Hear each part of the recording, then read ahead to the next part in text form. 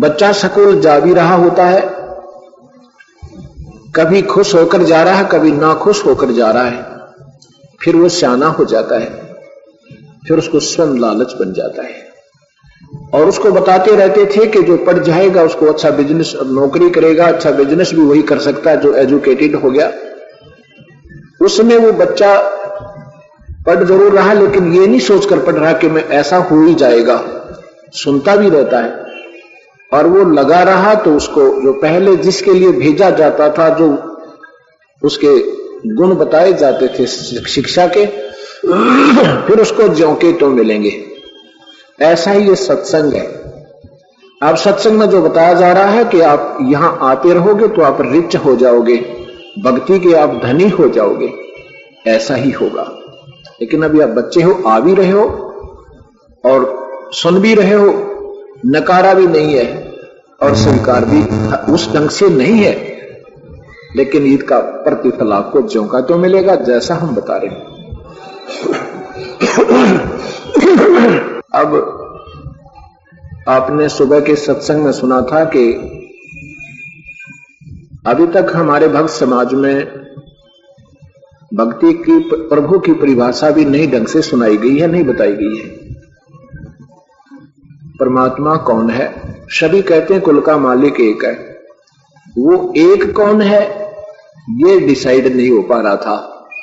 अब इस 5 दिन के सत्संग में यही डिसाइड होगा, ये फैसला होगा कि वो कुल का मालिक है कौन, उसका नाम क्या है, उसका स्वरूप कैसा, उसकी प्राप्ति कैसे होगी।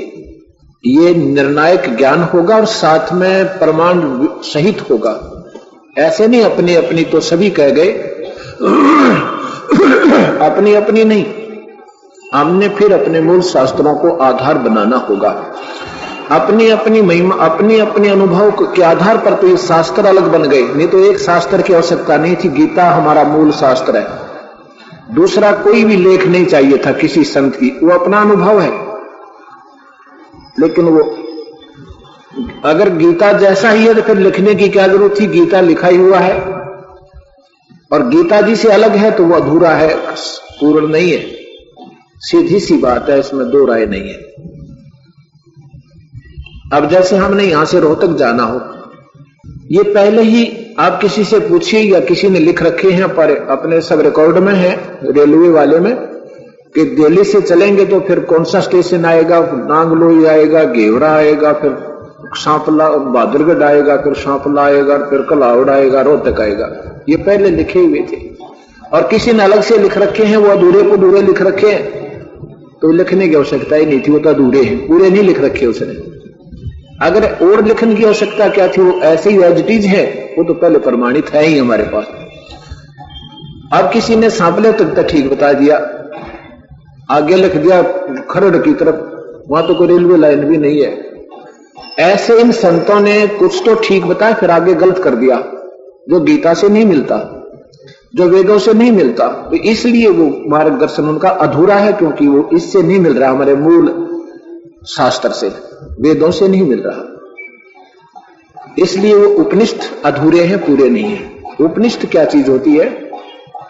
किसी संत विशेष की, ऋषि विशेष की अपनी सोच, अपना अनुभव उसने लिख दिया और हमारे लिए तो पहाड़ हो गया, क्योंकि हमने उतना भी अनुभव नहीं जितना उसने किया। ऐसा ही ऋग्वेद के मंडल नंबर 10 के सूक्त नंबर 90 में लिखा है कि इन आने वाले समय में ये भक्ति कैसे बिगड़ती है कि अपनी अपनी सोच के अलग अलग शास्त्र बन जाएंगे, बन जाते हैं, और जो मूल शास्त्र वेद से नहीं मिलते होते। इसलिए भक्ति बिगड़ती बिगड़ती कहां पहुंच जाएगी? वो पितृ पूजा पर पहुंच जाएगी, पहुंच जाती है, और कोई भूत पूजा पर, कोई देव पूजा पर, व्यक्ति विशेष की दी हुई उस अधूरेपन पर, फिर इससे वो सभी विनाश को प्राप्त होने शुरू हो जाते हैं भक्ति भक्तजन। ऐसा वेद बता रहा है, वेद में भगवान पहले ही बता रहा है, और ऐसा ही होता जा रहा है।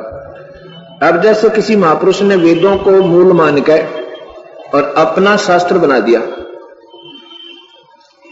वेदों को सही माना है, वेद ठीक है, और स्वयं उनके विरुद्ध लिख दिया कि परमात्मा निराकार में है, और वेद बताते परमात्मा आकार में है। उसका कबीर नाम है, वो कबीर देव है।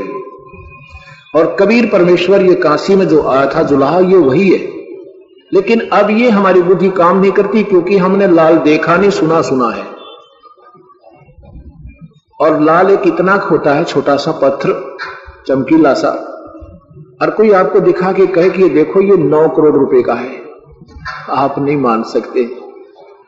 लाल तो है पर ये नहीं है। और कैसा है? वो तो और ही होता है। और कैसा होता देखा तुमने नहीं, कोई बता रहा है उसकी तुम मान नहीं रहे, तो बताओ क्या फैसला हो? और नहीं आप मान रहे तो इसकी कीमत करके देखो, दिखाओ किसी पारखू से, देखो कीमत है कि नहीं है। इसकी कीमत इतनी है, वो लाल यही है।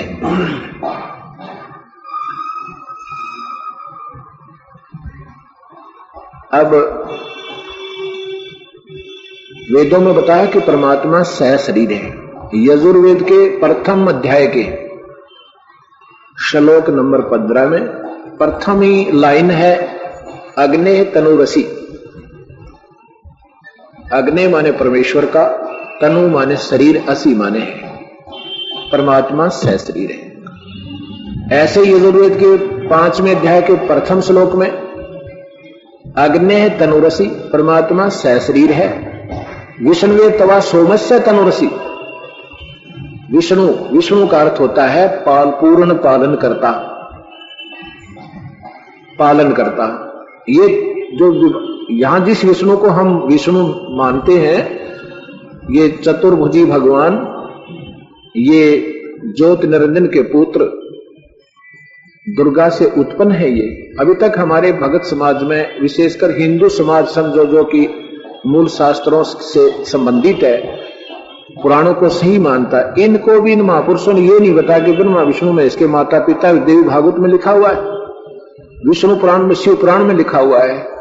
और गीता का 14वें अध्याय का 5वां श्लोक बताता है कि प्रकृति से उत्पन्न तीनों गुण, रजगुण ब्रह्मा, सतगुण विष्णु, तमगुण शिव जी, ये इस जीव आत्मा को शरीर में कर्म आधार पर फंसा कर रखते हैं, बांध कर रखते हैं, ऐसा लिखा है। तो ये भी नहीं बता पाए अभी तक। तो इन्होंने, ये तो बिल्कुल ही शिक्षक भी नहीं है, ये तो प्राइमरी के अध्यापक भी नहीं है, जो आज लाखों की संख्या में इन भोली आत्माओं को पीछे लगाई हुई, जिन्होंने ये नहीं मालूम जो ट्रेनिंग तुम दे रहे हो इसका रिजल्ट क्या होगा, इससे ये बच्चे पाएंगे क्या, क्या मिलेगा इनको। जबकि हमारा ये प्रोस्पेक्ट्स बता रहा है कि ब्रह्मा विष्णु महेश की पूजा नहीं करनी। गीता जी के 7वें अध्याय का 12वां श्लोक, 12 से लेकर और 15 और 20 से लेकर 23 नंबर श्लोक में पढ़कर देखो। पितृ पूजा नहीं करनी, और ये उसके विपरीत करवा रहे हैं। भूत पूजा नहीं करनी, गीता मना करती है, हमारे भगवान मना करता है, हमने नहीं करनी चाहिए थी ये। अब इतना रंग रख दिया कि अब कहते हैं कि ये पिछले हमारे पूर्वज करते आते हैं, हम कैसे त्याग दें। अब वो पिछले बेचारे भोली आत्मा थी हमारे पूर्वज, और जैसे गुरु लोग बताया करते थे उसको सत्य मानते थे, और उसी के आधार पर उनकी पूजाएं शुरू कर दी। अब हम उसके परंपरागत बंध गए कि हमारे पूर्वज करते थे। नहीं, हर समय जैसे पहले वैज्ञानिक युग नहीं था, हमारे पूर्वज पैदल चलते थे, 10-10, 20-20 किलोमीटर पैदल जा करके, और सब पैदल ही चला करते थे। और चक्की भी हाथ से हमारी माताएं पीसा करती थी, हाथ से सानी ऐसे कुट्टी करते थे, पानी भी हाथ से निकालते थे, सिंचाई भी रेटों से करते थे। अब सारा बदल गया। अब भक्ति युग में जो है, अब ये खोज शुरू होगी, तो हमने इस नई टेक्निक को अपनाना पड़ेगा, और इसी से हमें लाभ होगा वास्तविक। तो ऐसे ये कबीर परमेश्वर ने हमें बताया, और साथ में वेद हमारी गवाही पहले ही दे रहे हैं। एक रुचि नाम का ऋषि हुआ, उसने वेदों को पढ़ा, जैसा उसकी समझ में आया कि और पूजा नहीं करनी, कर्म कांड नहीं करना, पितृ पूजा नहीं करनी, उसने ये सोचकर शादी भी नहीं करवाई। उसमें लिखा है मार्कंडेय पुराण में कि कुछ दिनों के बाद जब वो 40-50 वर्ष की आयु का हो गया, उस समय उसके पिछले पूर्वज दिखाई दिए, 4 पीढ़ी, वो भूत बने हुए, पितर बने हुए। उन्होंने कहा कि बेटा रुचि, तू शादी क्यों नहीं करवाता, शादी करवा, हमारे सरहद निकाल, हम तो दुखी हो रहे बेटा। तो रुचि कहता है कि पितृमहो, वेदों में तो इस कर्म कांड को अविद्या, मूर्खों का की पूजा लिखा है, और चारों पितर, क्योंकि वो भी ऋषि थे, उन्होंने भी ज्ञान था इतना कि वेद पढ़ रखा था, लेकिन वेद पढ़े पर भेद न जाने, बांचे पुराण 18, और जड़ को अंधा पत्ते खुआवा, भूला सृजनहारा। वेदों को पढ़ रहे और उसमें निष्कर्ष क्या है ये नहीं समझ पाया, इसलिए देखा वही कर गए, और जिसके कारण वो पितर बन गए, स्वयं भी पितर बन गए, शास्त्र विरुद्ध साधना करके। अब दबाव दे रहे हैं अपने पुत्र पे कि तू भी पितर बन, क्योंकि गीता जी के 9वें अध्याय का 25वां श्लोक बताता है कि भूत पूजने वाले भूतों को प्राप्त होंगे, पितर पूजने वाले पितरों को प्राप्त होंगे। देवी देवताओं के पुजारी देवी देवताओं के पास जाएंगे और मेरा भक्त मेरे पास आ जाएगा, मेरी पूजा करने वाला मुझे प्राप्त होगा, अर्थात मेरे द्वारा, ब्रह्म द्वारा दी जाने वाली रात ही प्राप्त कर पाएगा। फिर वो पितर मह कहते हैं कि हाँ जी बिल्कुल ठीक है बेटा, ये तो हम मानते हैं कि वेदों में इन पितर पूजा को गलत बताया है, व्यर्थ बताया है। अग्रम सग्रम फिर अपनी ठोकी उन्हें, ऐसा कर दे ऐसा होता है, ऐसा कर दे ऐसा होता है, उसको बड़ा पुण्य होता है। पुण्य क्या होता है? जो भूत बन गए, क्या पुण्य होया वो? और फिर आप तो भूत बनी गए, उन पितरों अपने पुत्र को और तैयारी करवा रहे हैं कि तू शादी करवा, फिर हमारे श्राद्ध निकाल।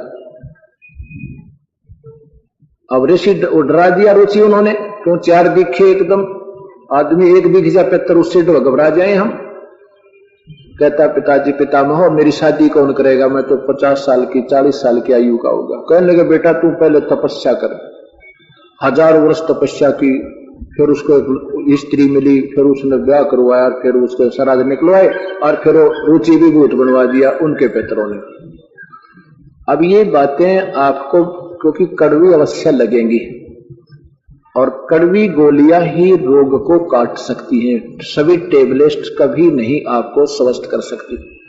हमारे भगत समाज में एक ये रोग लग गया, शास्त्र विरुद्ध साधना का, जिससे ये फोड़ा पक गया, और पके हुए फोड़े पर सर्जन जो है ना, उसको जो जख्म हो गया है, और ये संत जन पट्टी बांध रहे हैं, ऊपर ही उसका मवाद नहीं निकाल दे, इस डर से कि कहीं ये नाराज ना हो जाए और कल ड्रेसिंग करवाने ना आवे, तुम्हारी 10 रुपए ना मिले। इसलिए वो नहीं कहते कि पितर मत पूजो, गीता में लिखा है, वो कह देते उनकी पांडाल में ऐसे 50 बैठे पावे, अगले दिन एक नहीं पावे। उन्होंने तो सिर्फ ये देख रखा कि स्ट्रेंथ ज्यादा हो, समाज कहीं जाए, घेरे में पड़ा, चाहे भूत बनाए चाहे पितर बनाए, तुम्हारी महिमा होनी चाहिए। लेकिन यहाँ वो सवाल बिल्कुल नहीं है, यहाँ पर तो 10 बहुत है, हमें वो 10 ही मुक्त होंगे, लाखों की संख्या देखम देखा शास्त्र विरुद्ध साधक सीधे नरक जाएंगे। ये गीता बता रही है, 16वें अध्याय का 23 और 24 श्लोक देखना। हम ये गलत मार्गदर्शन कभी नहीं कर सकते, क्योंकि हम सर्जन हो गए, और जो गलत पट्टी बांध रहे ऊपर ही जख्म निकाल, उसका मवाद निकाल नहीं रहे, वो दुश्मन है, उसकी टांग कट जाएगी, कुछ दिनों के बाद उस बेचारे के कीड़े गिर जाएंगे। ऐसे हमारे समाज में वो सतिथि आ चुकी है, भक्ति कर रहे हैं, दुखी सभी है। और जब वो दुखी होकर के फिर सर्जन के पास जाता, जिसके जख्म पर ऊपर ही पट्टी बांधी जा रही थी, वो जाते ही उस जख्म से मवाद ही निकालता। सबसे पहला काम है, मरीज रोवे चाहे राजी रहे, एक बार दर्द होगा, फिर तीसरे दिन जख्म भर जाएगा। ऐसे ही ये दास पहले मवाद निकाल रहा है, जो हमारे समाज में शास्त्र विरुद्ध साधना का मवाद भर गया, और इसको थोड़ा सा दर्द एक बार होगा, फिर इतने स्वस्थ हो जाओगे आप याद करा करोगे पिछले जन्म को, पिछले समय को, कि इतना समय हमने क्यों बर्बाद किया, ये पहले मार्ग क्यों नहीं मिला हमें। अब जो मैं बताना चाह रहा हूं आपको,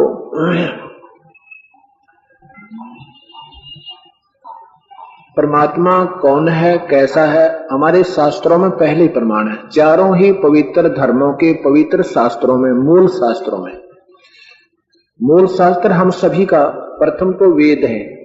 वेद हम सभी के लिए मान्य है, चाहे हिंदू है, मुसलमान, सिख या ईसाई है।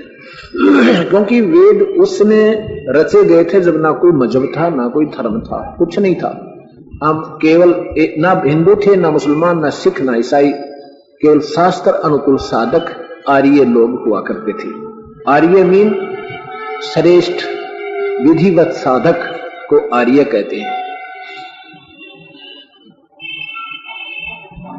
उसके बाद हिंदू धर्म बना।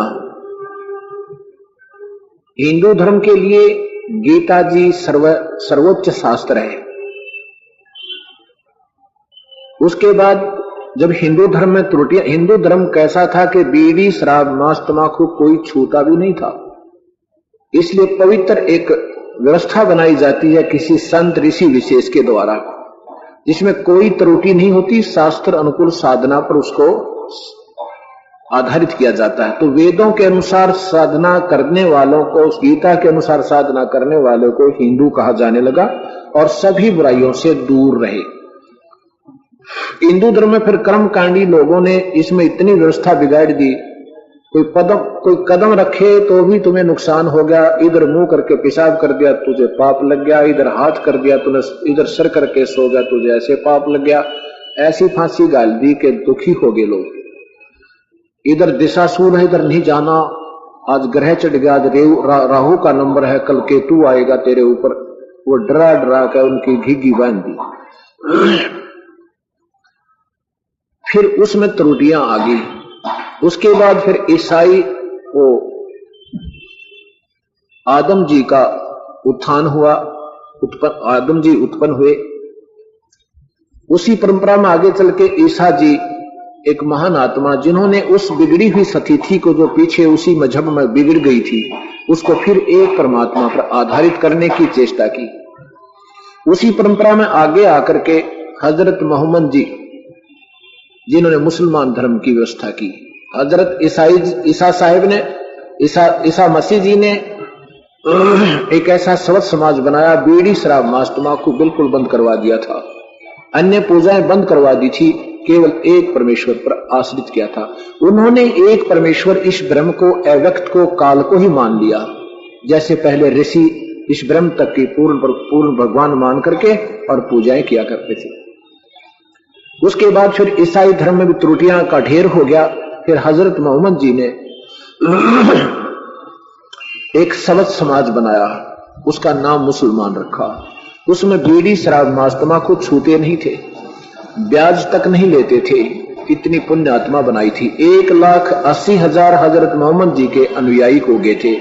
उन्होंने कभी मांस को छुआ नहीं, किसी की बुराई नहीं की, दृष्टि भी गलत नहीं रखा किसी की तरफ। और अब इतना बिगड़ गया ये धर्म कि मांस खाना तो हलवा पूरी बना रखी है। जबकि गरीबदास जी कहते हैं कि अरश कुरुस पर अल्लाह तकत पर खालिक बिन नहीं खाली, वह पैगंबर पाक पुरुष थे साहिब के अब्दाली।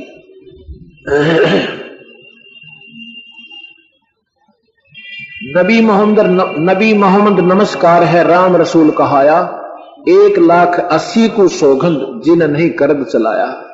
1,80,000 उन हजरत मोहम्मद जी के अनुयायी मुसलमानों को कसम है, उन्होंने कभी ऐसा जुल्म नहीं किया ये बकरे और गऊ काटने का।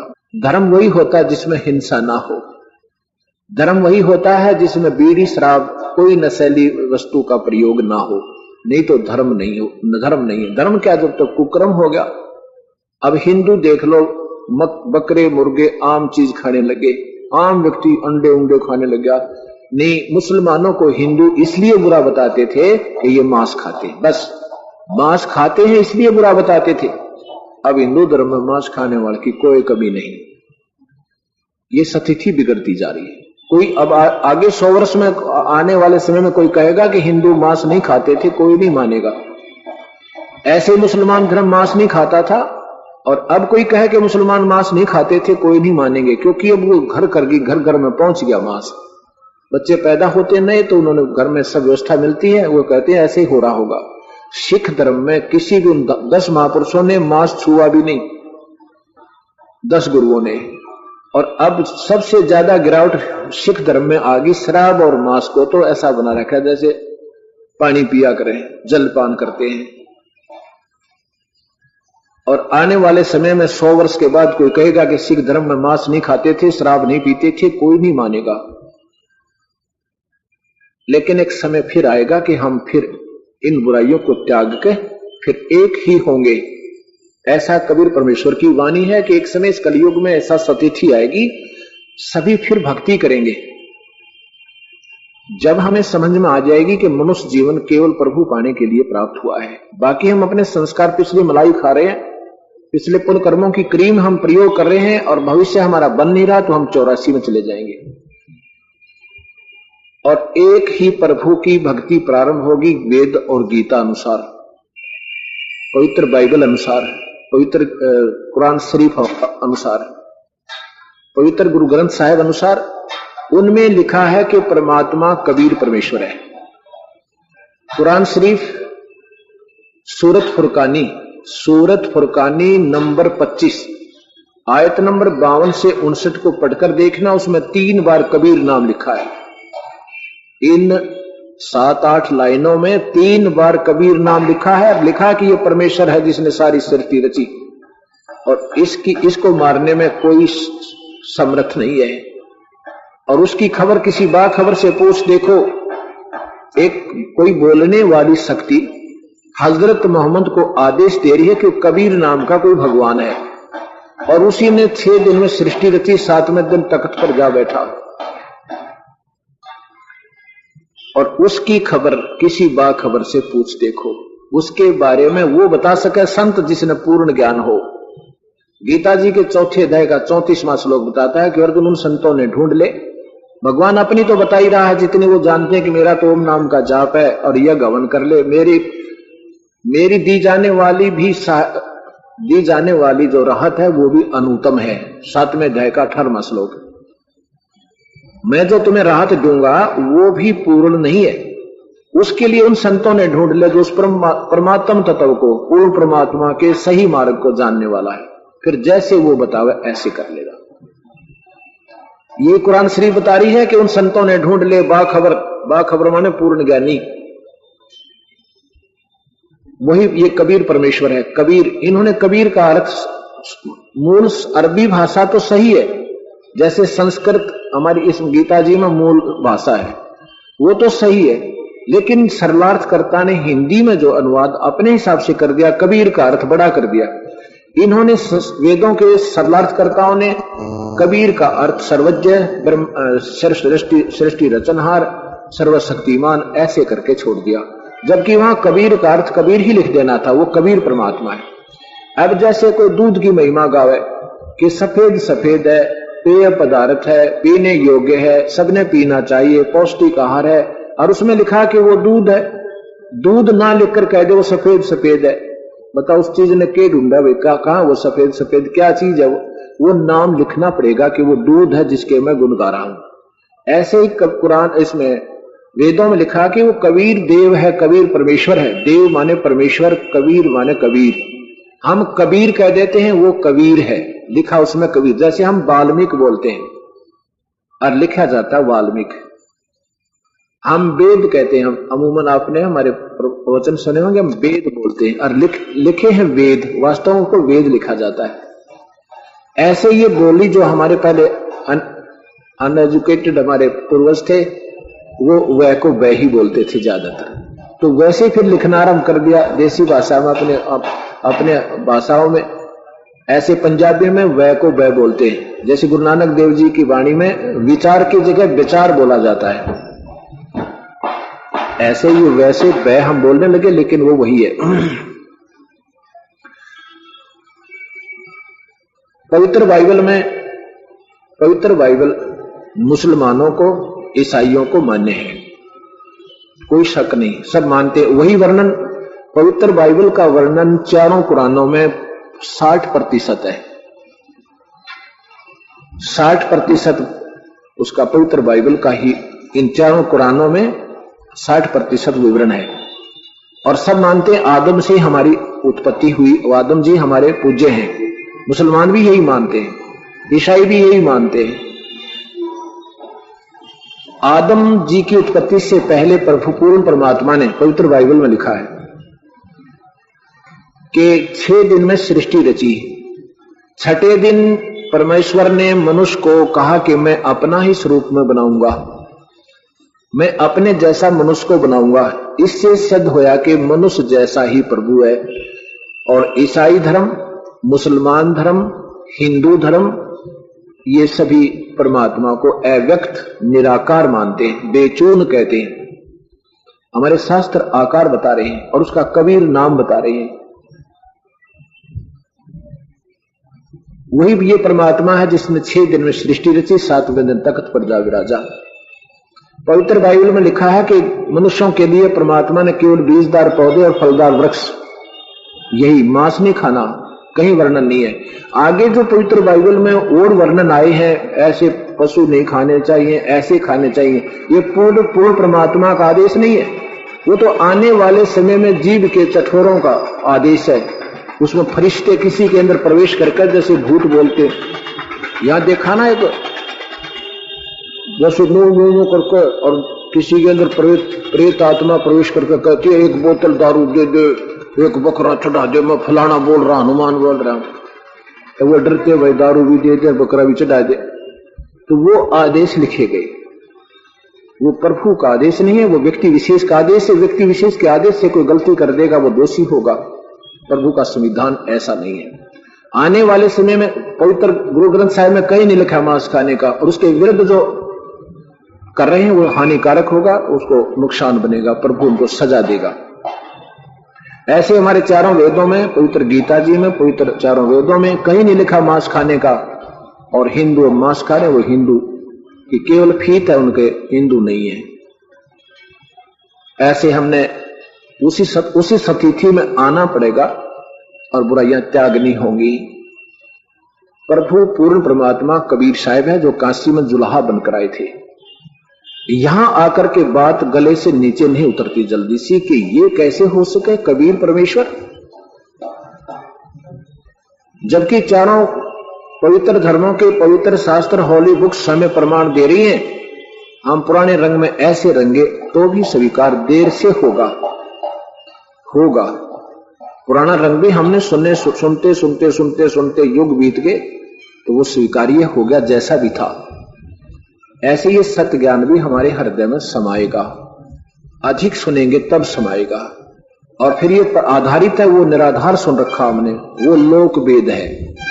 लोक वेद क्या होता है? सुनी सुनाई बातों का के आधार पर जो हम कर रहे हैं उसको लोक वेद, अर्थात किसी क्षेत्र में किसी देव की पूजा है, किसी क्षेत्र में किसी देव की पूजा है, कोई कैसी क्रिया कर रहा है। और जैसे वेदों के ज्ञाताओं ने वेदों को पढ़ा और बता दिया भगवान निराकार है, वो लोक वेद है, वो सत्य ज्ञान नहीं है। क्योंकि वेद तो बता रहे परमात्मा आकार में, वो कबीर है, वो कह रहे हैं परमात्मा निराकार है, उसका कोई नाम नहीं, उसका कोई गांव नहीं, उसका कोई ठिकाना नहीं। और वेद बताते हैं वो सतलोक में रहता है, वो तो सत धाम युक्त है और वो कबीर है। अभी तक हमारे संत हमें बताते रहे कि कर्म का दंड नहीं कटता, ये तो भोगना ही पड़ता है। और वेद कहते हैं पूर्ण परमात्मा कबीर साहब कर्म के दंड को काट देता है। अंगारी कबीरसी, यजुर्वेद 5वें अध्याय का 32वां श्लोक पढ़कर देखना। वो कबीर है जो अंगारी माने पाप काटने वाला, अरि माने शत्रु, अंग माने पाप। और बंधारी का अर्थ होता है बंधनों का शत्रु, बंधन छुड़वाने वाला, बंधनों से मुक्त करने वाला, हम उसको बंदी छोड़ कहते हैं। अमर करूं सतलोक पठाऊं, तात बंदी छोड़ कहाऊं, स्वयं परमेश्वर आकर के बता कर गए। मैं इसलिए बंदी छोड़ कहलाता हूं, इसलिए मुझे बंभारी कहते हैं। मैं इस काल के बंधन से, इन कर्मों के दंड को काट कर आपको छुटवा दूंगा।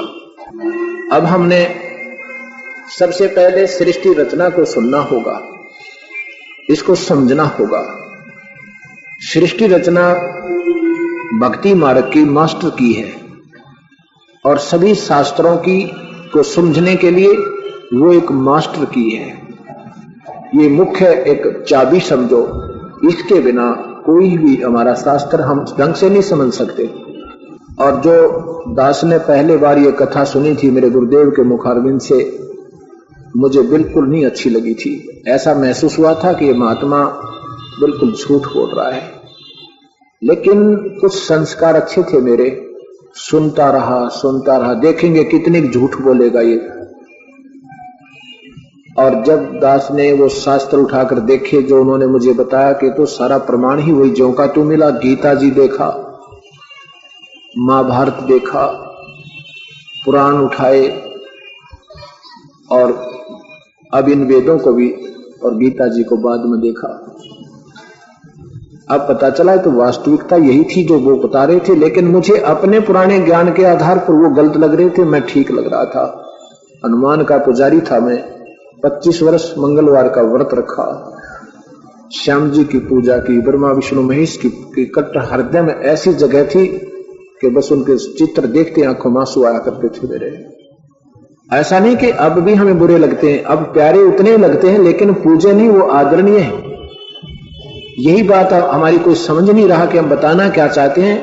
एक इंसान आता है, आध घंटा बैठता है, मरोड़ी लग जाती है, तो ब्रह्मा विष्णु महेश से ऊपर कोई बता रहा है, उठ यहां से चल। सुनता है नहीं, 20 जगह बताता, कहता हूं तो निंदा करता है। कम से कम सुनते लो निंदा को। मैं कितनी भी निंदा कर रहा हूं, निंदा करने का मुझे क्या शौक है। अपनी थाली में इकट्ठा मिला लिया, सारी की खिचड़ी बना ली, उसमें सब्जी भी, कचौड़ी भी, हलवा भी, खीर भी, सब मिला लिया, इकट्ठा ही कर लिया, और फिर लग गया खाने। अब द्रौपदी के मन में खोट आ गया। क्या खोट आया कि ये अबसी, ये वाल्मीकि शूद्र, इसने भोजन ही नहीं खाना आता, ये काय का जो है शंख बजाएगा। ये तो रहा शूद्र का शूद्र। अब ये भी संतों के प्रति विकार नहीं आना चाहिए, हमारी कमजोरियां हैं। तो जो ही सुदर्शन जी ने एक ग्रास खाया, शंख बजा, दूसरा खाया, शंख बजा, से 5 बार में सारा जो भोजन थाली में डाला था खाने के लिए, 5 बार में खा लिया, 5 ही बार शंख बजा, फिर बंद हो गया। युधिष्ठिर बड़ा प्रसन्न हुआ, कहने लगा भगवान, ओहो, निहाल कर दिए हम तो इस सुदर्शन जी ने, आपकी रजात है, और हमारा तो यज्ञ संपूर्ण हो गया। श्री कृष्ण जी ने कहा कि अभी नहीं हुआ, ये तो शंख बहुत देर तक बजेगा, और इसकी भीनी भीनी आवाज, इसकी चोना मंदी मंदी आवाज सारी पृथ्वी तक पहुंचेगी और स्वर्ग तक सुनाई देगी। अब युधिष्ठिर फिर मुंह लटका के बैठ गया कि अब कौन रहा भगवान। श्री कृष्ण जी ने कहा कि कोई नहीं रहा युधिष्ठिर, अब ये परमात्माओं के परमात्मा हैं। इस वाल्मीकि, ये क्या वाल्मीकि सा दिखा है तुमने, इसके एक बाल के बराबर 3 लोक नहीं है। इतनी समर्थ शक्ति युक्त ये समर्थ है, ये कोई आम व्यक्ति, आम संत नहीं है। भाई अपने घर में कोई कमी है वो ढूंढते हैं। द्रौपदी को बुलाया भगवान श्री कृष्ण ने कि द्रौपदी सच बताना, इस महापुरुष को देखकर तेरे मन में कोई खोट आया है क्या? और तूने तो काम बिगाड़ दिया जब खोट आया तो। द्रौपदी बोली, जी मेरे मन में कमी आई है। क्या आई है कि जब मैंने 1 घंटे तक भोजन बनाया, धूमे मांग फड़वाई, और इस दृष्टिकोण से बनाया कि महर्षि जी खाएंगे और मेरे गुण गाएंगे, बड़े खुश हो जाएंगे, और जब इन्होंने सारा ही काम बिगाड़ दिया, ये सब इकट्ठा कर दिया, तो मेरे मन में ऐसे ऐसे भावना, दुर्भावना आई थी। और मैंने कह दिया कि शूद्र ने खाना भी नहीं खाना आता, ये काहे का शंख बजाएगा, काहे का मैं पुरुष महापुरुष है। और संत स्वाद नहीं करते, तो ये देखते, हमें उदाहरण देना चाहते हैं प्रभु के, आज तो ये मन तुझे ये नाना प्रकार के भोजन खाएगा, कल कहां से देगा इसको ला करके, ये कल फिर मांगेगा, इस चठोरा जीव हो जाएगी इसकी। तो ऐसे संतों ने हमें उदाहरण देने के लिए परमात्मा ने ये चाहा कि ऐसे अपना अंदर जाके सब एक ही हो जाना था इसने। तब भगवान श्री कृष्ण ने कहा, नादान तूने तो नाश कर दिया बात का, काम बिगाड़ दिया, ऐसे कर, यू तुझे क्या वाल्मीकि दिखाई दे है, इसके एक बाल के बराबर ये 3 लोक नहीं है। ये पूर्ण ब्रह्म है, अनंत कोटि ब्रह्मांड के प्रभु तेरे दरबार में आए हैं, तुम्हारे दरबार में ये एहसान किया संतों ने जो तुम्हारे घर पर रोटी खाई, नादान, तूने ये 2 रोटी खिला कर क्या मोल ले लिया संत को? अपने घर में 2 रोटी खाकर सब सोते हैं, कोई लुखी काले कोई सुखी, सब पेट भर कर सोते हैं।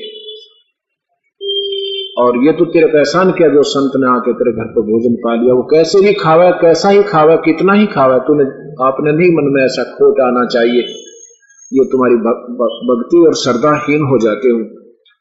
तब द्रौपदी ने से कहा भगवान श्री कृष्ण ने कि जा जल ला और पैर धोकर पीस महापुरुष को, जब तेरे पाप कटेंगे। द्रौपदी लाई फिर बड़ी ऐसी प्रांत उठा के और चरण धोए प्रभु के। इसके सुदर्शन रूप में कबीर परमात्मा बैठे थे और डाल के एक पात्र में, कटोरे में द्रौपदी ने जब आधा पी लिया, तब श्री कृष्ण ने कहा कि द्रौपदी बहन आधा मुझे भी दे दो। ऐसे महापुरुष के चरणों की रज हमें कब कब प्राप्त हो। आधा भगवान श्री कृष्ण ने पिया। कबीर साहब गरीबदास जी अपनी वाणी में कहते हैं कि चूढ़े का चरण अमृत दिया वो कृष्ण चंद्र करता रहा। कि भगवान श्री कृष्ण ने भी तो जो सुदर्शन लोग कहते थे चूड़ा है, भंगी है, कहते उसके चरण धो के पिए परमेश्वर ने। और फिर वो शंख पचायन बाज या फिर कणकण झनकारा, फिर वो शंख फिर बजा और इतना बजा के नो कई घंटों तक उसका अखंड ध्वनि होती रही, जब उन पांडवों की यज्ञ संपूर्ण हुई। अब मैं ये क्या बताना चाहता हूं आपको कि भगवान श्री कृष्ण ने गीता नहीं बोला था, गीता बोला था काल ने। और जब पांडव भगवान श्री कृष्ण के पास द्वारका गए थे अपना समाधान करवाने के लिए कि भैया को बुरे शौकन आ रहे हैं, तब सही ज्ञान दिया था श्री कृष्ण जी ने। उन्होंने सही बताया था कि तुम्हारे ऊपर जो भार बन गया ये इतने अनर्थ करने का, तब श्री कृष्ण ने सही शास्त्र अनुकूल बताया था कि ये तुम यज्ञ करो और इस यज्ञ में भी कोई पूर्ण संत आएगा तो लाभ होगा, नहीं तो नहीं होगा। अब कोई उस कथा करता है, कोई हवन करने लग जाता है, उनसे कोई लाभ नहीं हो रहा। पूरे संत के बिना किया हुआ कोई भी धार्मिक अनुष्ठान आपका कभी सफल नहीं हो सकता। जैसे राजा परीक्षित को सर्प ने डस दिया था और 7वें दिन उसका सर्प ने डसना था और उसको वहां फैसला होना था कि स्वर्ग जाएगा या नरक जाएगा। उसमें शर्त रखी गई थी कि 7 दिन इनको श्रीमद् भागवत सुधा सागर का एक कथा सुनाया जाए ताकि इसका मन यहां से हटके और प्रभु के चरणों में लग जावे। तो उसके लिए कोई सिलेक्ट करना था, कौन संत कौन महर्षि इसको कथा सुनाए जिससे इसका ये नरक जाना बच जाए, यानी स्वर्ग में इसकी श्रद्धा बन जा, यहां से मन हट जा और स्वर्ग में इसकी श्रद्धा यहां से हटकर सीधी जुड़ जाए ताकि इसका कल्याण हो। अब ये कल्याण इतना ही जानते हैं, श्री संत के स्वर्ग तक पहुंच जाओ बस। और संत परमात्मा कबीर परमेश्वर ने और गरीबदास जी ने, जिन महापुरुषों ने उनको देखा और सतलोक की महिमा से वो परिचित हुए, उन्होंने स्वर्ग को सबसे घटिया सतल बताया, जहां पर ये प्राणी अपने पुण्य कर्मों की पूंजी को समाप्त करके और जीरो होकर आता है। वो स्वर्ग एक नए पैसे का नहीं है संतों की दृष्टि से और सतलोक वाले ज्ञान की तुलना में। तो वो स्वर्ग तक की प्राप्ति भी वहां के महर्षि वशिष्ठ मुनि जी, वेद व्यास जी जिसने ये सुधा सागर लिखा था, वो भी पीछे हट गए कि हमारे बस की बात नहीं है, हम इस योग्य नहीं है कि इस कथा का लाभ इसको दिला सके, हम कथा कर दें। उन्होंने कथा नहीं सुनाई। उसके लिए स्वर्ग से सुखदेव बुलाया गया और वहां से आने और जाने का जो कर्जा खर्चा था वो पांडवों ने, क्योंकि पांडव जाकर के वहां पहले नरक गए थे, अब ये कथा सुनाऊंगा, ये नरक में गए 5 पांडव, फिर भी मुक्ति नहीं हुई उनकी, जैसे यज्ञ में भी उसका यज्ञ भी कर लिया था। तो स्वर्ग से बुलाया गया था और सुखदेव ने फिर 7 दिन वो कथा सुनाई थी। फिर भी सर्प भी डसा, सर्प से बचाव नहीं कर पाए, केवल उसका हृदय यहां से हट गया। और पहले पुण्यकर्मी प्राणी होते थे, राजा लोग धार्मिक यज्ञ करते रहते थे, उन यज्ञों के आधार पर स्वर्ग गया, उस कथा से स्वर्ग नहीं गया।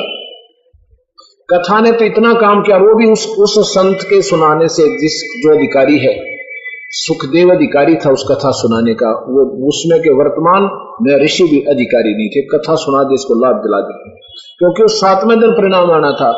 नहीं तो वो सारे काख में पोथी दे लेते, ला मैं सुना दूंगा, मैं सुना दूंगा। 7वें दिन पता लगना था इधर कैसा सुना, इसमें अधिकारी था कि नहीं था, उसको फिर वो नीचा देखना पड़ता। तो ऐसा स्वर्ग में फिर ये चला गया राजा परीक्षित, बस। और चला गया किस, जो पीछे जीवन में उसने पुण्य कर लिए थे उनके आधार पर, उस कथा, केवल कथा के सुनने से नहीं स्वर्ग गया। और जब तक वो स्वर्ग में उसका पिछले किए पुण्यों का रहेगा पुण्य, वो कमाई जब तक खाएगा, फिर 84 माह कर गधा बनेगा राजा परीक्षित। ये इतना ही कल्याण ये संत करवा सकते हैं, जो केवल ब्रह्म तक के साधक करने, साधना करने वाले और करवाने वाले, और जो ब्रह्मा विष्णु महेश तक के साधक साधना करवाने वाले।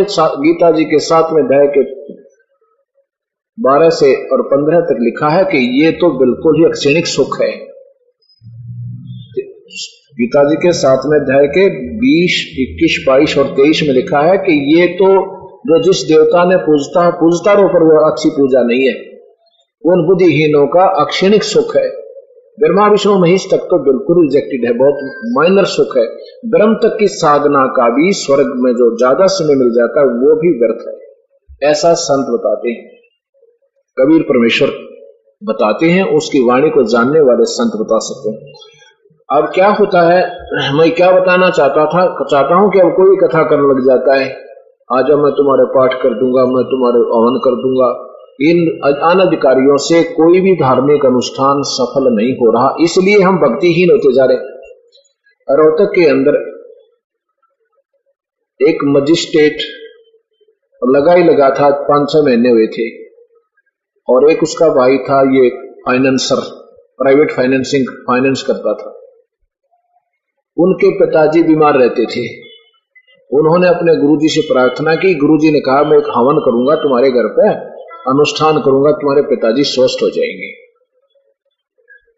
उन्होंने हवन करवाया पिताजी का, जैसे गुरुदेव ने बताया।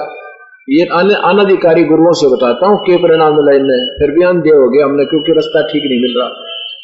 क्या हुआ कि अनुष्ठान पूरा हुआ। अनुष्ठान के बाद जो हवन की राख थी, बबूत थी, उसको कहा कि तुम इसको, और भी कुछ लकोटर से बच जाते हैं, इसको पानी में बहा दो। वह साथ ही एक JLN जवाहरलाल नेहरू कैनाल चल रही है, और वो पक्की है, काफी गहरी है। तो दोनों भाई, मजिस्ट्रेट भी और फाइनेंसर भी, और साथ में उनकी गाड़ी का ड्राइवर है। तो वो दोनों भाई उसमें, क्योंकि पानी थोड़ा नीचे है, वो गहरी ज्यादा है, तो एक भाई ने दूसरे का हाथ पकड़ लिया कि मैं पकड़े रखूंगा और तू नीचे पानी में बहा दे, ऐसे हाथ करके। अब वो मोटे मोटे थे, हाथ में करने लगे, वो स्लोप ज्यादा है उसकी, ऐसा ढलान बहुत है, वो पैर फिसल गया, पानी का वहां गिर गया पहले वाला, और दूसरा उसको बचाने के लिए गया, वो भी, दोनों डूब गए 5 मिनट में। और तीसरे दिन लाश पाई उसकी, तो साला हुआ उसके पास जाकर फंसी हुई। अब गुरु पिताजी तो ठीक हुए दी, वो 2 हत्या और होगी उस अनुष्ठान करने वाले अधूरे गुरु के माध्यम से। और फिर भी ये बड़ी दुनिया नहीं हट सकती, उन अधूरे संतों से दूर नहीं हो सकती, क्योंकि हम भावुक हैं, हम प्रभु के प्यासे हैं, और डरते हैं कहीं ये गुरु जी हमें फिर नुकसान ना पहुंचा दे, इसने छोड़ दें। कबीर साहब कहते हैं झूठे गुरु को त्यागते जरा नहीं लावे दे रहे, वो तो फांसी गाल रखी है तुम्हारे, इनसे तो जल्दी पीछा छुटवाओ जितना हो सकता है। अब मैं आगे क्या बताना चाहता था आपको, कुछ दिनों के बाद क्या होता है कि पांडवों का विनाश हो जाता है, आपस में लड़ लड़ाकर मर जाते हैं। श्री कृष्ण के पैर में तीर लगा दिया एक बालिया नाम के शिकारी ने, पारधी ने, और भगवान जब अंतिम श्वास गिनने लगा तब उसने 5 पांडवों को बुलाया। ये शिकारी कौन था? ये बाली था, सुग्रीव का भाई, वो आत्मा थी, और श्री कृष्ण श्री राम आत्मा थी। तो वो बदला भगवान श्री कृष्ण ने त्रेता युग का द्वापर में दिया।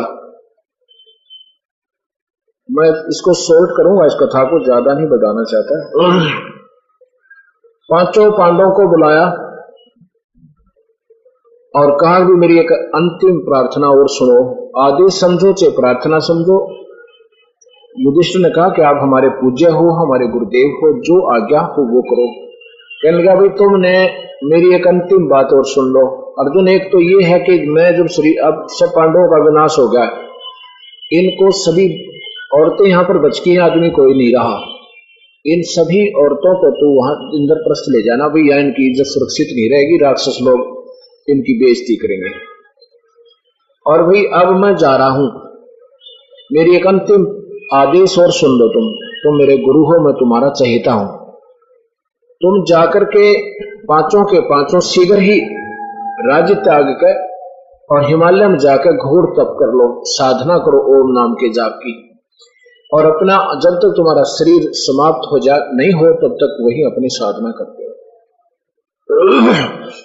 तो तुम्हारे ऊपर जो महाभारत में किए हुए पाप है ना, वो दबाव दे रहे हैं, और ऐसे वो कम हो जाएंगे, वो तुम्हारे पाप कट जाएंगे। अब अर्जुन बोलता है, कहता भगवान एक बात बताओ, आप नाराज ना हो तो मैं एक शंका का समाधान करवा लूं। अगर ये शंका का मेरा समाधान आज आप नहीं करके गए तो सारी उम्र मेरे हृदय में ये कांटा रड़कता रहेगा। कृष्ण जी ने कहा कि भाई बोल के कहना चाहता, तू बता दे, मैं तुझे आज सच कहूंगा क्योंकि मैं अंतिम श्वास गिन रहा हूं। अर्जुन ने कहा कि भगवान आपने जब गीता का ज्ञान मुझे युद्ध से पूर्व दिया था, आपने कहा था कि तुम्हें कोई पाप नहीं लगेगा अर्जुन, तो युद्ध कर ले। और फिर आपने जब भैया कोई बुरे स्वप्न आने लगे, आपने कहा कि तुम्हें वो युद्ध में किए हुए पापों का दबाव वो नुकसान कर रहा है, वो हानि कर रहा है, उसके लिए यज्ञ करो। आप उसमें मैं आपसे टोकना चाहता था, लेकिन मैं इसलिए नहीं टोक पाया कि कहीं मेरा भाई नाराज ना हो जाए, और ये फिर पैसा नहीं लगाएगा, मर सकता है, ये अपना इलाज नहीं करवाएगा, क्योंकि इसमें पैसा बहुत लगना था। वो यज्ञ भी हमने की, और अब भी कह रहे वो पाप नहीं कटे। भगवान एक बात बताओ, आप तो कह रहे थे कि अर्जुन तेरे दोनों हाथों में लड्डू, मर गया तो स्वर्ग प्राप्ति जाएगा, युद्ध में मरने वाला स्वर्ग जाता है, और जिएगा तो तू राज भोगेगा। अब हमारे हाथ में एक भी लड्डू नहीं, ना तो हम युद्ध में मरे स्वर्ग गए, और ना हमारे पास राज रहा, राज कहो छोड़कर चले जाओ, राज के लिए आप ये आदेश दे रहे हो। भगवान ये दोगली बात आपके मुख से कैसे निकली? तब श्री कृष्ण कहता है, अर्जुन भाई क्यों बताऊं तेरे ते, ये तो होनहार थी अर्जुन, ये तेरे बस में ना मेरे बस में। अब ये विचार करना भक्तात्मा, और जो श्री कृष्ण भी ये कहता है कि होनहार है, इसको कोई नहीं बचा सकता, तो इस होनहार को कराने वाली कोई और शक्ति है जो इन कृष्ण से प्रबल है। और भाई ये तो मेरी अंतिम सलाह, तुमने मान लेने में ही लाभ होगा। ये तो गीता में प्रमाणित कर ही रखा है कि जैसे कर्म करेगा वो भोगने पड़ेंगे। ब्रह्मा विष्णु महेश ने भी, और ब्रह्म भी उस कर्म के दंड को फेर बदल नहीं कर सकता, ना पुण्य को घटा बढ़ा सकता, ना पाप को कम बत्ती कर सकते, ना परब्रह्म कर सकता, वो तो कबीर परमेश्वर ही कर सकता है, तो वेद प्रमाण देते हैं। तो भगवान श्री कृष्ण ने सोचा था कि इनके कुछ पुण्य बन जाएंगे, यज्ञ करवाई थी कि कुछ पुण्य बन जाएंगे, और इनके ऊपर प्रेत आत्माओं का दबाव है, वो भी उस संत से हटेगा जो परम पिता का साधक होगा, इन नकलियों से ये भी ना हटे। इन लाखों की संख्या में जो शिष्य बना रखे हैं जिन संतों ने, उनके अंदर प्रवेश भूत उनके शिष्यों में यहाँ आकर ठीक हो, केवल नाम तय, कोई झाड़ा नहीं, कोई तो किसी प्रकार का झंझट नहीं बताते, केवल ये सच्चा नाम देते, इससे वो प्रेत आत्माओं का दबाव भी यहीं आकर हटता, और उनसे वो भी नहीं हट पा रहा। तो उनके ऊपर प्रेत आत्मा का दबाव था राजा युधिष्ठिर के ऊपर, वो भी कबीर परमेश्वर के ही उससे वहां पर भोजन खाने से उस पुण्य के कारण उनका दूर हुआ, ना तो उन ऋषियों से वो भी ना हो पाया। पाप नहीं कटे, पाप तक कटेंगे सतनाम तय, जो हम नाम देंगे उस तय। और पुण्य बहुत बन गया उनका, क्योंकि यज्ञ जो किया उसका पुण्य बन गया। और फिर कृष्ण जी चाहते थे कि कुछ तप और कर जाएंगे, कुछ थोड़ा बहुत स्वर्ग का और समय मिल जाएगा इनको, इसलिए सलाह दे रहे थे तुम वहां जाओ और अपना अंतिम समय तक भाइयों अपना कर लेना है, मेरी अंतिम सलाह। अब उन्होंने वो भी किया, तप भी किया, शरीर हिमालय में गाल भी दिया, फिर भी नरक डाले गए। युधिष्ठिर का पंजा पंजा गला था, बाकियों का सब शरीर विनाश हो गया था हिमालय की बर्फ में, और फिर भी नरक में ठोके गए पांचों पांडव, चारों के चारों। पांचवा भी युधिष्ठिर को भी कुछ समय के लिए धोखा देकर नरक में रखा गया। प्रमाण अपना शास्त्र प्रमाण है, महाभारत में लिखा है। जब युधिष्ठिर को एक छोटी सी झूठ का भी नरक भोगना पड़ा, तो बाकी पांडवों ने तो जमा जुल्म कर रखे थे, दुनिया की हत्या कर रखी थी, वो तो घोर नरक में और बहुत समय तक डाल दिए। तब युधिष्ठिर को वो याद दिलाई काल ने, क्योंकि काल बड़ा चालबाज है, अंदर प्रेरणा भर दी, इतनी प्रबल प्रेरणा भर दी कि मेरे भाई बाहर आने चाहिए स्वर्ग नरक से। युधिष्ठिर से प्रार्थना, युधिष्ठिर ने कहा कि या तो मुझे नरक में डाल दो, अपने पिता धर्मराज से कहा, या तो मुझे नरक में डाल दो, ना मेरे भाइयों को बाहर निकाल दो। धर्मराज ने कहा, धर्मराज ने कहा कि ऐसा नहीं हो सकता, ये अपने कर्मों का फल भोगेंगे, और तेरा इतना ही पाप था कि तुझे केवल 2-2.5 घंटे तक ही स्वर्ग में नरक में रखना था, वो तेरा पूरा हो गया, तू बाहर आ जा। और आजा, तू बाहर आ, मैं फिर बात करूंगा तेरे से।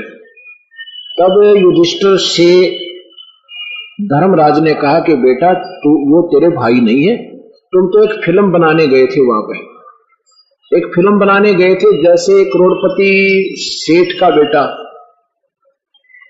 और फिल्म के अंदर एक रिक्शा चलाने का रोल कर रहा है, अब बड़ा गरीब सा लगता है उन्हें, और हम उसको देख देख कर पागल हो रहे हैं, 10 रुपये खर्च काम है, और उसकी वो कलाबाजी देखते रहे, लेना एक ने देने दो। और जब रोल पूरा हो लिया ना, अपने पिताजी के 10 लाख की गाड़ी में चलता है, तो रिक्शा कूलर नहीं है। ऐसे ये पांचों के पांचों हीरो बनाकर भेजे थे काल ने। युधिष्ठिर धर्मराज का बेटा था, जो यहाँ का न्यायाधीश है, उसका पुत्र था, और उसको यहाँ भेजा था।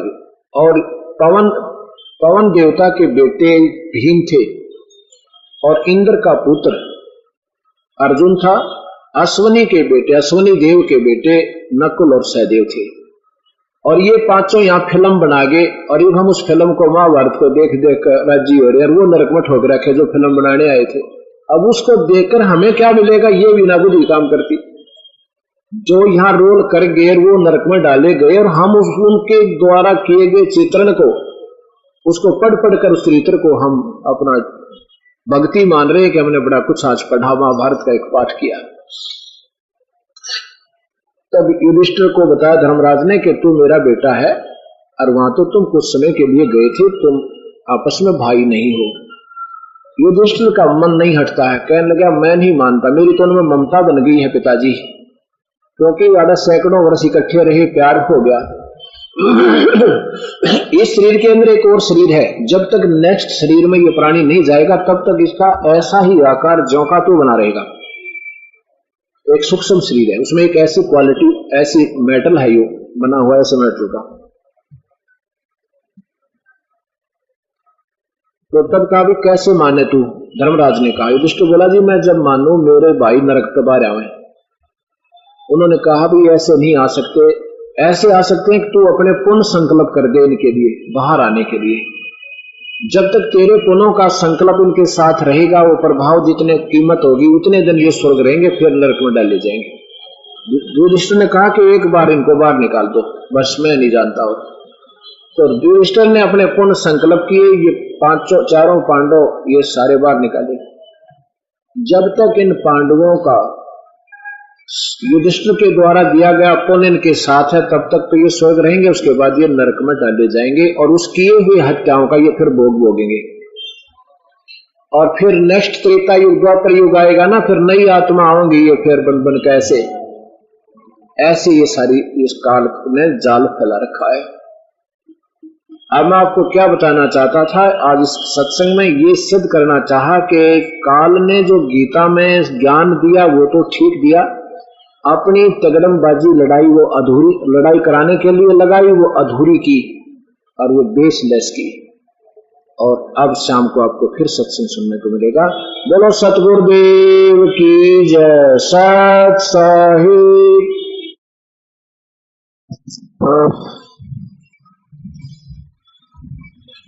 कर जोरूं विनती करूं धरूं चरण पर शीश। गुरु राम देवानंद जी महाराज ने दिया नाम बख्शीश।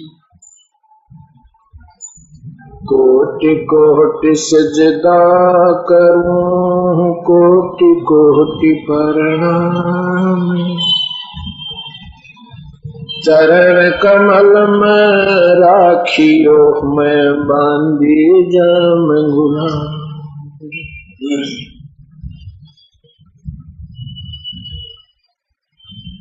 अवगुण किए तो बहुत किए करत न मानी हारे। बावे बंदा बख्श दियो बावे गर्दन उतारे। अवगुण मेरे बाप जी बख्शो गरीब नवाजे। जो मैं पूत कपोत हूँ बहुत ताकुलाच।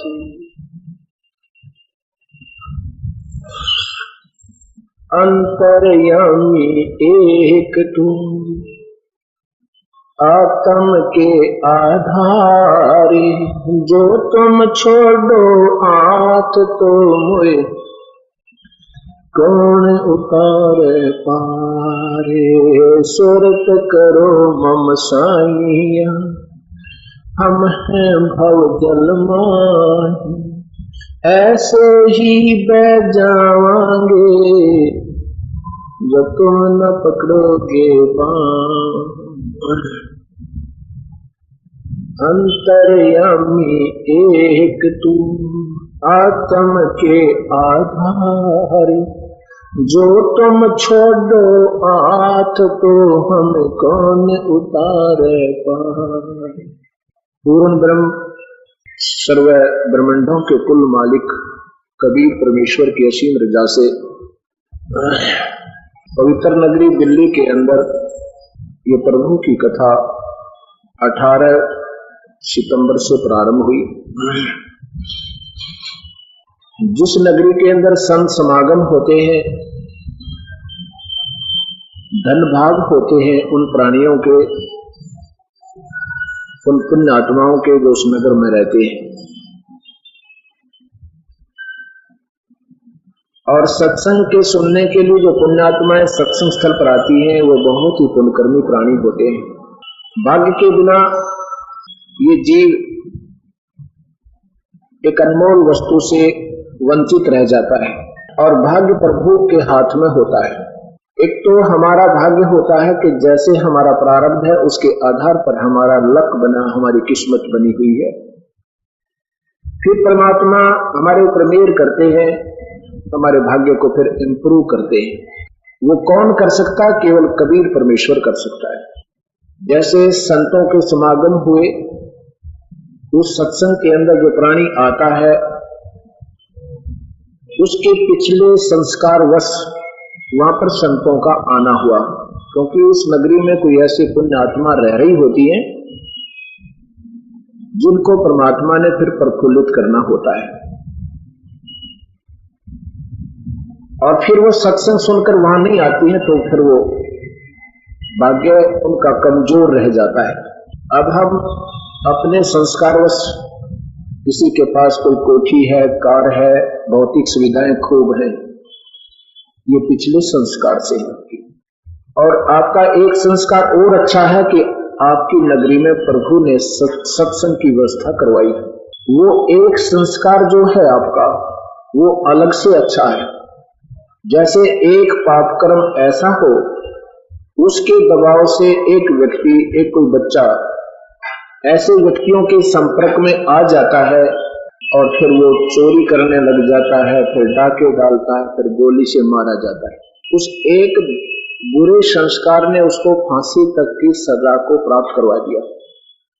पहले वो थोड़ा सा संस्कार था, उस थोड़े से संस्कार ने उसको जा मिलाया ऐसे व्यक्तियों से जो जिसने उनको पूरी पढ़ाई पढ़ा दी और फिर वो ऐसी मौत मारा गया। ऐसे ही एक संस्कार आपका ऐसा है कि उसके लिए परमात्मा ने ये सत्संग की व्यवस्था करवाई और उसके कारण आप सत्संग में भी आओगे। इसमें आप नहीं ढंग से लग पाओगे तो फिर आपका दुर्भाग्य ही है। एक संस्कार आपको यहां लाएगा और फिर सत्संग सुनोगे, फिर आप मुक्ति को प्राप्त हो जाओगे। एक ही संस्कार ने आपको फिर ऐसे इस रंग में रंग दिया कि आप मुक्ति को भी प्राप्त हो जाओगे। अब ये संस्कार आपके बनेंगे सत्संग के सुनने से, संत के दर्शन से, परमात्मा की वाणी का श्रवण करने से, पठन पाठन करने से। कई प्रकार से हमारे संस्कार जुड़ते हैं। जैसे आज सुबह के सत्संग में आपने सुना था कि संत मिलन कुंचा लिए तज माया अभिमान और जो जो कदम आगे रखे ओ एक समान। ऐसे भाव से सत्संग में आना जैसे हम कुछ नहीं है, मामूली जीव है। अपने पद और पोस्ट का, अपने धन का कोई भी मान हृदय में ना आवे। ऐसे आने वाले व्यक्ति को एक कदम इधर रखा गया, उसका कितना पुण्य है, एक अश्वमेध यज्ञ के तुल्य। एक अश्वमेध यज्ञ करने में करोड़ों रुपए व्यय होते थे, आपको एक कदम में मिल गए, क्योंकि ये प्रभु की वाणी है, प्रभु का आदेश है।